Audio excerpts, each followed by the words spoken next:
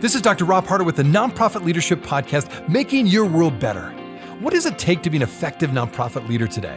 What are the biggest challenges? What are the biggest obstacles? How should nonprofits fundraise in an economy that is constantly changing? All of these reasons combined led me to start this show. And it's my hope that through this series, people can learn not only what it takes to be an effective nonprofit organization, but to hear from effective leaders who are successfully making a positive impact in their communities. We hope you enjoy the show, as together we hear how they are making their world better. As we reflect on last year, besides the overwhelming impact that COVID has had and continues to have, the other issue that really impacted our entire country and dominated our news feeds was the eruption of civil unrest prompted by the George Floyd protests originally. Well, many people have described it as a very unique moment right now in American history and continues, when the issues of racial injustice and social equity were brought to the forefront of everyone's attention. And though these issues have been present in America for years now, it seems like 2020 was the year where we as an entire country started having these urgent conversations and discussions about racial injustice and inequality like never before. Well, my guest today will explore how these issues of racial equity and social justice have impacted her city, which happens to be New Orleans, and what her nonprofit is doing about it. My guest today is Ursula Price. She is the executive director of the New Orleans Center for Racial Justice. Ursula is an accomplished criminal justice reform champion with deep roots in community organizing. Born and raised in rural Mississippi, Ursula has been organizing for criminal justice reform in New Orleans since 2001. Enjoy today's show.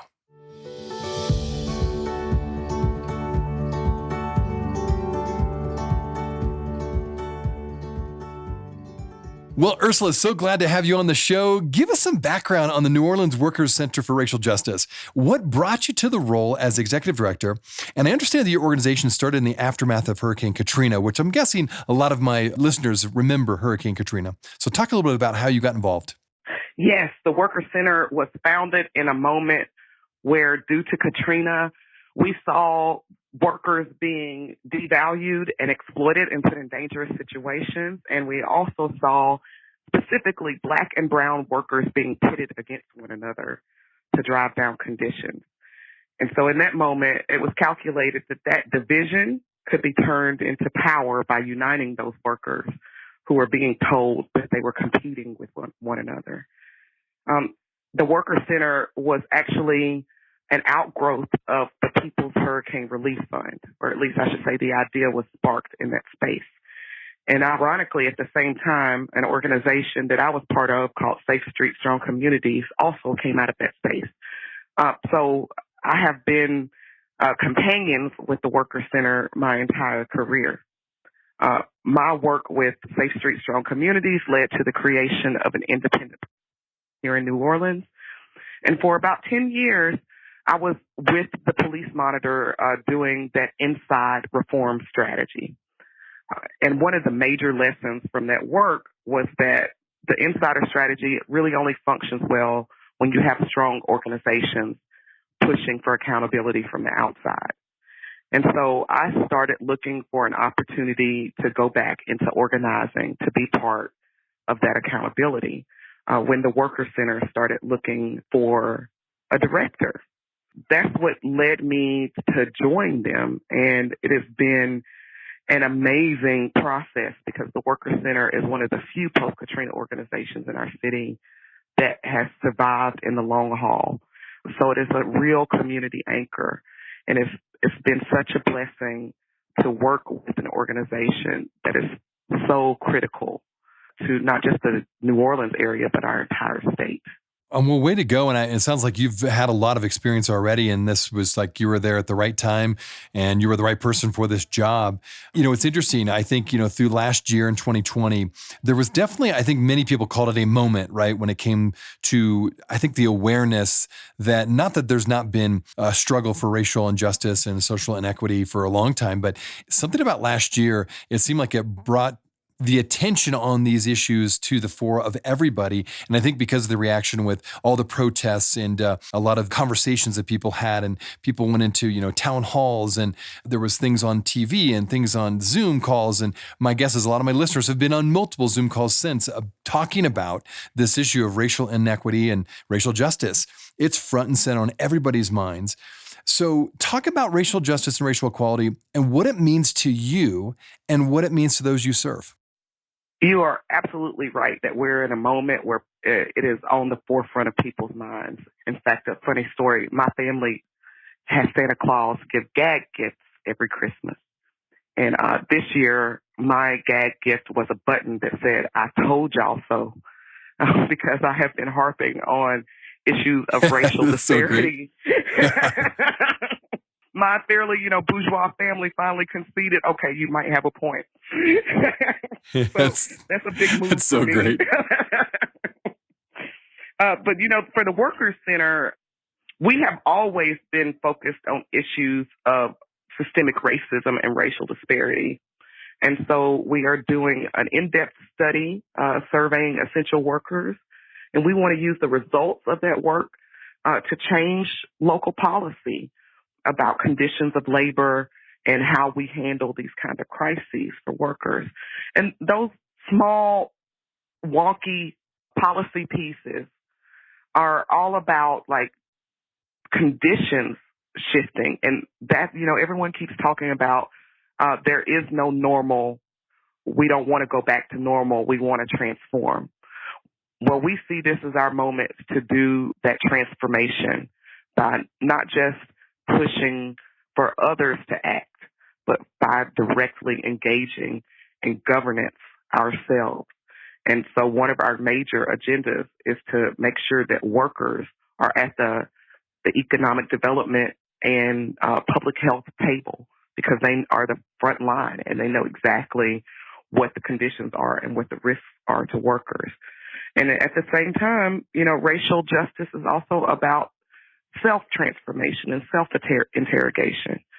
It has also been much talked about that, colorism and anti-Blackness are a big part of communities of color. Especially the Latin American community has been just having that discussion very vibrantly these days. And so we also do the work of challenging ourselves, of interrogating our internalized racism, of talking about how anti-Blackness lives in our policies and structures and behaviors. And so that three-pronged approach is sort of the core of how the Worker Center functions. And I would add a fourth prong to that, which is that we try to shift narrative, right? By lifting up the voices of workers and talking about their experiences and what they know to be true, we are changing the conversation about how economies are built and sustained in Louisiana. Well, it's fascinating you say that. I mean, it sounds like there was several aspects, right? There you've got the personal aspect, you have the societal, you have the systemic aspect to it. Very interesting you mentioned all of those. One of the things I was going to share too was I ran across an article by Kyle Westaway. He does something called the Weekend Briefing. And he mentioned that because of COVID, the income inequality gap is rising exponentially. It's like COVID put jet fuel, I think is the term he used, between the rich and the poor. In other words, that gap is rising dramatically now because, in other words, people that are in the higher income levels, they actually are making money during this, during COVID. Like they're doing fine. The stock market's doing fine. But those are like under $16 an hour and under are actually, those jobs are going away. And so again, it's that classic thing. The rich are getting richer, the poor are getting poorer. And so what you're doing is so important. So now let's talk a little bit about your organization. I understand you mentioned ahead of time before this interview, you're on the smaller end in terms of your organization, but you have a huge influence and you would do a lot of good work. And I've shared this more for my listeners. Of all the nonprofits in this country, I've ran a stat that 66% of all nonprofits have a budget that is under $1 million. And I understand your nonprofits would be included in this under 66% of small nonprofits. So talk about, I think for my listeners that there's a lot of people that listen to my show that have smaller nonprofits. And sometimes we talk about some of these issues and I'll bring speakers in and leaders in that are part of really large organizations. Their budgets are 500 million or or 20 million.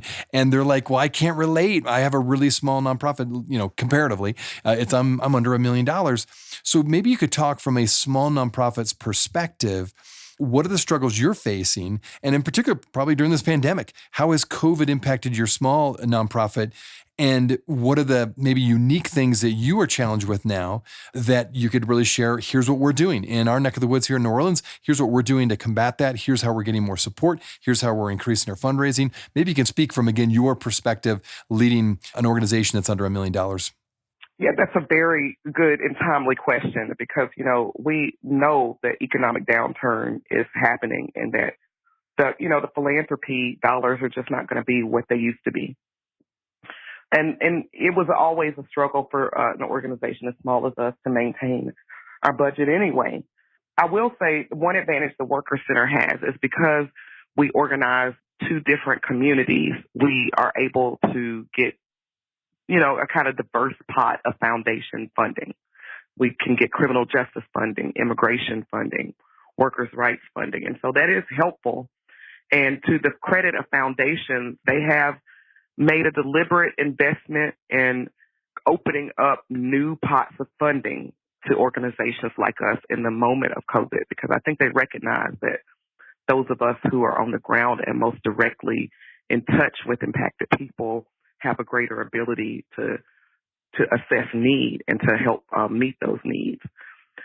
But that is not going to be sustainable. We know those dollars may run out. I remember the moment after Katrina where there was a huge influx of foundation money in Louisiana for the first 5 years after Katrina, and then it all disappeared. And you saw huge numbers of organizations closing their doors. So we are preparing ourselves for the future. A couple of strategies we're using is, first of all, we've shifted our way of budgeting. And so we do a whole lot more contingency budgeting now, to the point that we have projections about, okay, if this amount of money is not attainable in the next fiscal year, these are the adjustments we're going to make. And it has been difficult, right? Because that contingency planning requires you to do a lot of research to estimate what might happen. But it's also been very comforting to our community to know that we do have a plan to anticipate some of this.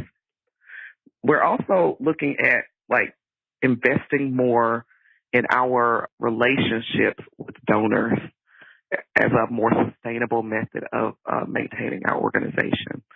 Traditionally, the Worker Center has never had more than 3% of its funding coming from donors. We are actively working to grow that number, and we want that relationship to be a true partnership. We see our donors as community ambassadors and influencers. And so we're focusing our attention on building local relationships with local donors who will be impacted by our work.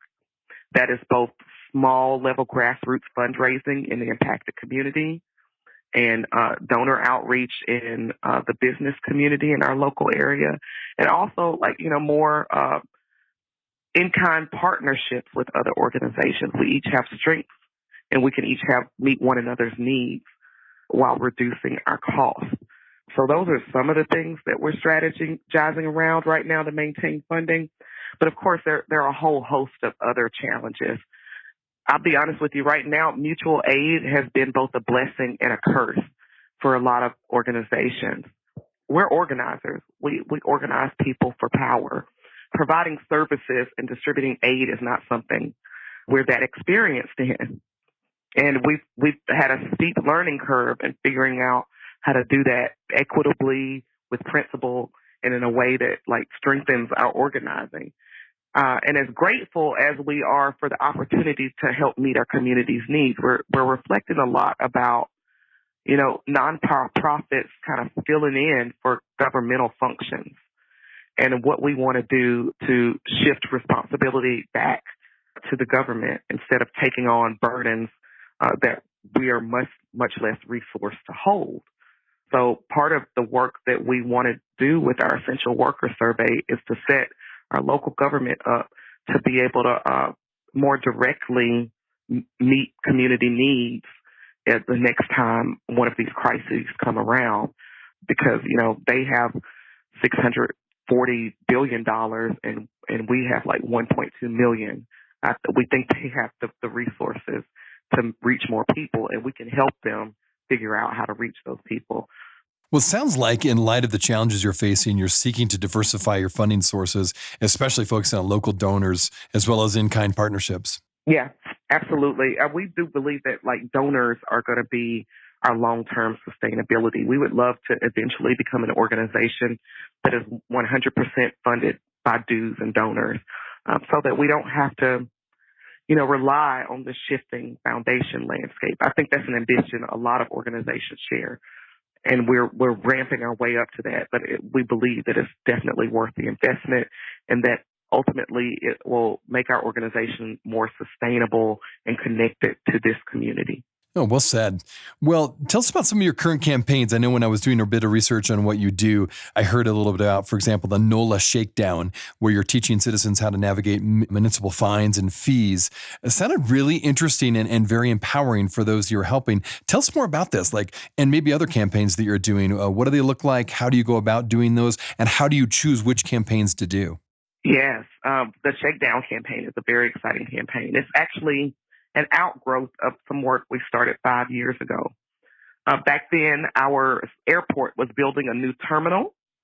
We had won a local hire ordinance for public works projects, but we found that the bidding process wasn't really requiring much of contractors to hire local workers.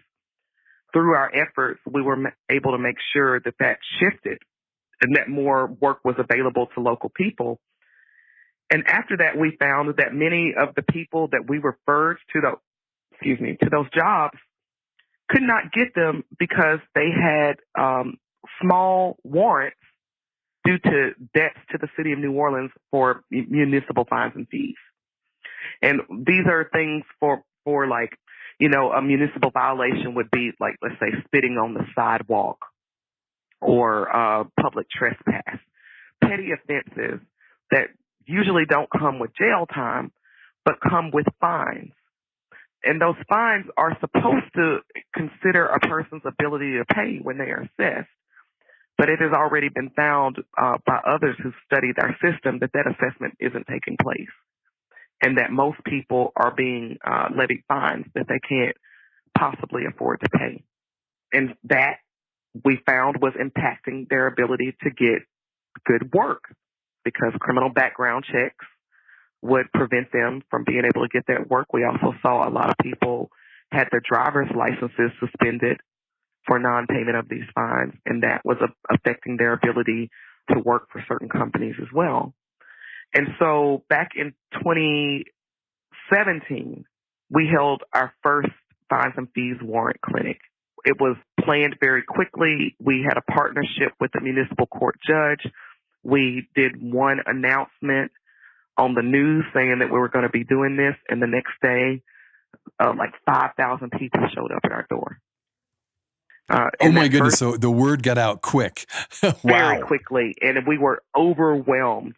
We were able to clear about 2,500 people's warrants that day, and over the next year, individually worked with people to clear additional warrants. So through that first round, we cleared somewhere around $500,000 in warrants, which benefited the city because they were not ever collecting those fines and fees, right? So through our process, people were able to settle for a payment that they could actually make.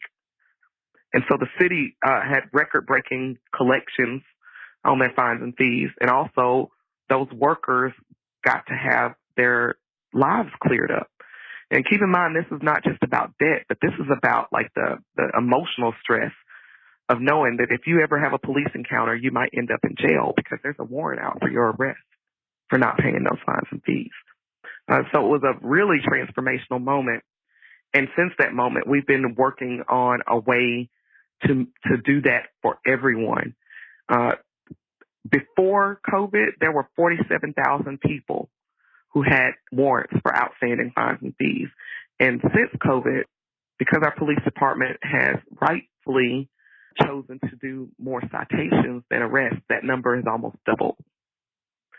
And so we began working with the city council and built the political will that everyone acknowledged that this was an untenable situation, that it was not good for our economy or our justice system. We'll be right back. Hey, friends. Thanks so much for listening to the podcast. If this is your first time listening to us, I wanted to make sure you're aware of a whole group of other episodes with fascinating guests that I previously interviewed. Just go to our website, nonprofitleadershippodcast.org. There you'll find numerous interviews of nonprofit leaders from all over the country, including some from other countries, all trying to make their world better. So when you go to our website, you can also subscribe to my monthly leadership update in order to get more content, ask me questions, and discover additional information. Just look for the subscribe button on the right-hand side of the webpage. Thanks again for listening. Now back to the show.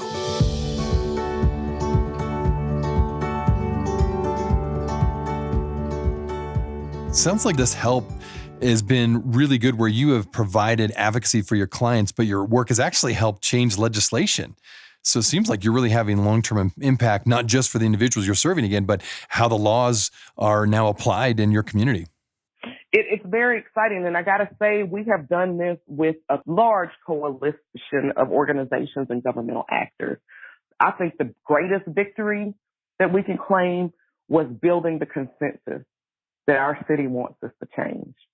And because of that, a large number of people and organizations have really earnestly put their energy behind this. And we've been able to already change a lot. But I predict by the end of this year, we will see a whole new set of conditions for workers in New Orleans, because we were able to get this debt off their backs and hopefully stop new debts from coming. Well, I mean, such really important work. And I was going to highlight that you are dedicated to serve immigrant families as well as the low-income community as a whole. What are some, I mean, you've already mentioned this obviously with your campaigns, but has there been anything because of COVID-19 that you've maybe shifted your strategy or changed your priorities in light of what you do because of COVID? Oh, many things. Speaking of the immigrant community, we work with a community of seafood processors in rural Louisiana, most of whom are here on H-2B visas from Mexico. And you may have read in the news about COVID outbreaks in meat processing plants. Well, we've had similar problems in our seafood processing plants. I mean, the conditions for this work have always been horrible. They're packed into housing, sometimes a dozen people in a 2 or 3 bedroom trailer. They're also packed into their workspace. They work extremely long hours in very close quarters with no protective equipment. And of course, we started seeing record high numbers of COVID infections in that work. And of course, these workers' status in this country is tied to their ability to work. So with that came all kinds of threats and fear are related to reporting conditions or even taking time off to go get treatment. And so we definitely had to shift more resources towards that community.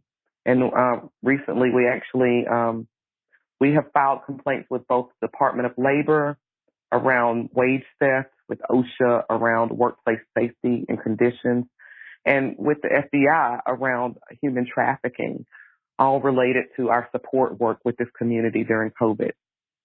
At the same time, the immigrant community here in New Orleans has its own challenges, right? And so we've definitely been dealing with the gap in mutual aid for this very substantial part of our community.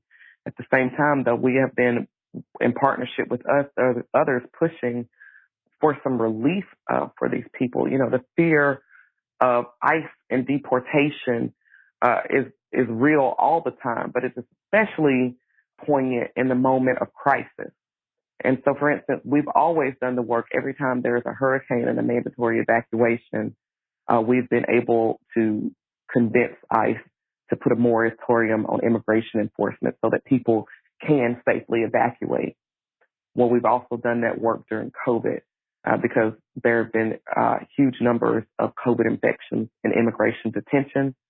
And we've made the case that putting more people in detention is a public safety risk to this entire community, and that this is not the time And we've been able to make that argument with the support of the medical community, the former director of the Department of Homeland Security, former Department of Labor officials, and have periodically gotten moratoriums so that immigrants can look after their safety first.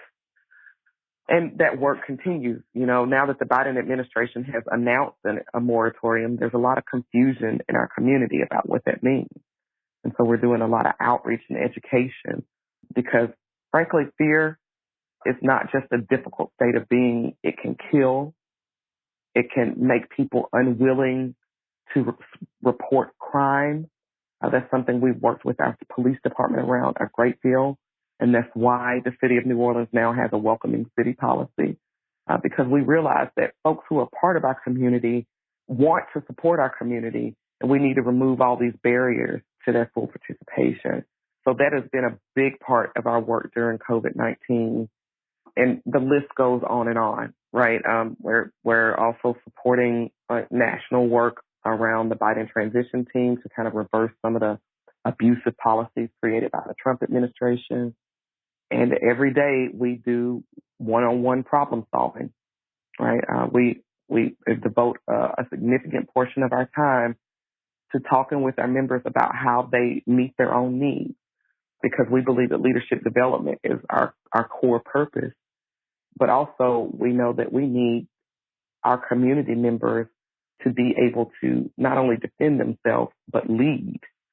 And so we make that investment, especially during these times when people have so many issues to take leadership around.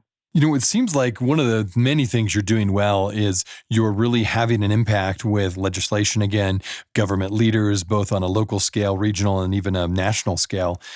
For my listeners who have maybe like-minded organizations like your own, and maybe they're trying to figure out, okay, how do I do that? How do I become an advocate to the point where now we're making impact when it comes to legislation? We're actually having maybe a little bit of a national impact in terms of the overall way the federal government or the state government looks at the people that we serve. How have you gone about that? How have you built credibility? How have you been able to expand your work so that it has such a wide-reaching impact? That's an excellent question. I mean, first of all, the Worker Center has been in New Orleans for 16, 17 years. And so I'm not going to lie. It took time to build the power and influence to move local legislation. But over time, because of a consistent organizing and consistent investment and consistent relationships with governmental actors, we have a number of champions inside the city government, and we have the ability to influence local policy. On the national scale, however, that has been about us making an equal investment in our relationships and partnerships with unions and other organizations. And so that is how a small organization with 500 members can draft national legislation.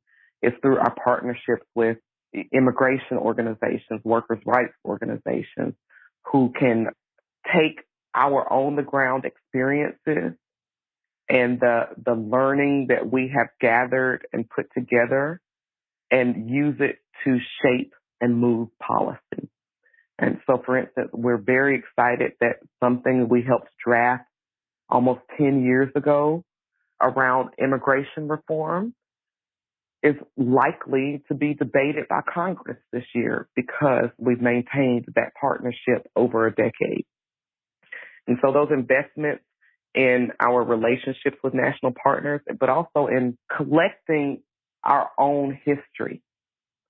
Quite frankly, our biggest asset in moving that national policy has been how much knowledge we have about conditions on the ground. And we're able to utilize that knowledge by making sure that we collect people's stories, that we're constantly recording events, and we're constantly assessing conditions with our membership so that we are often the people in the conversation who have the most relevant information about the reality of those conditions.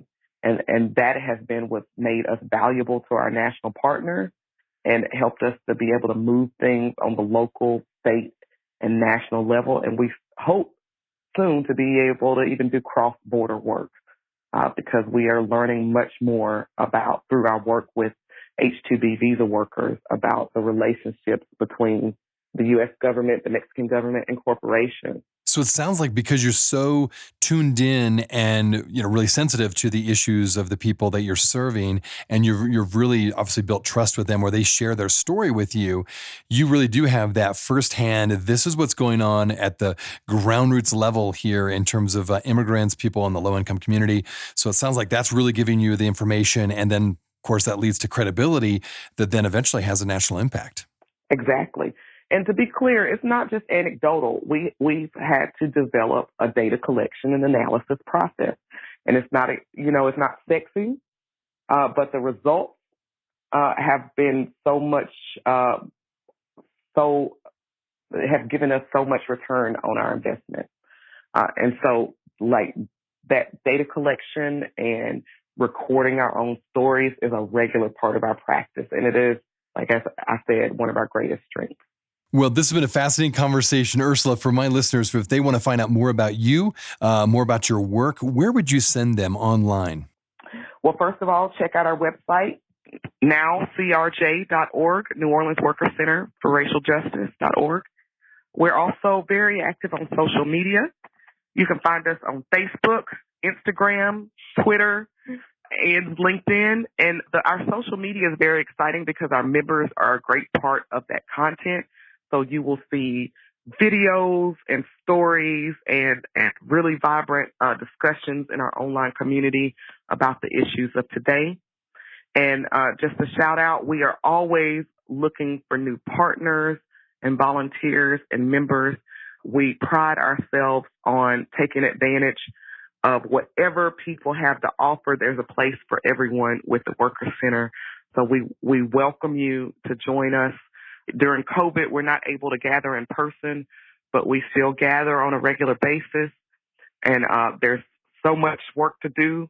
So if you want to make a material impact on the world, you can ride with us and rest assured that you're doing something that is changing things for people. Well, Ursula, thanks so much for your passion. Thanks for your leadership, and thanks for your commitment to particularly to serve those who really don't have a voice. You're giving them a voice, and thank you for being on the show, taking time to tell us a little bit more about what you do there. And I encourage my listeners to check out our organization. From what I've seen, you really are making a difference, and it's amazing how, in many ways, as we said earlier, you, on a scale, you're a smaller nonprofit budget-wise, but your impact far outweighs, your budget size. So way to go. You've done a good job to expand your impact around the country. Thank you so much. This was a lot of fun.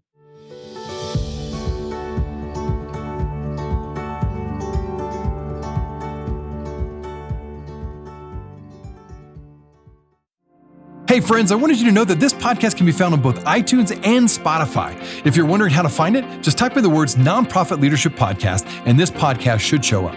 We also encourage you, when you go on iTunes, let us know what you think. Give us a review. Give us a rating. We would love to hear what you think of this podcast, and your feedback will help expand this podcast to get it out to as many people as possible. You can also find other resources and interviews of past guests on my website, nonprofitleadershippodcast.org. Again, that website is nonprofitleadershippodcast.org. Thanks again for listening, and until next time, keep making your world better.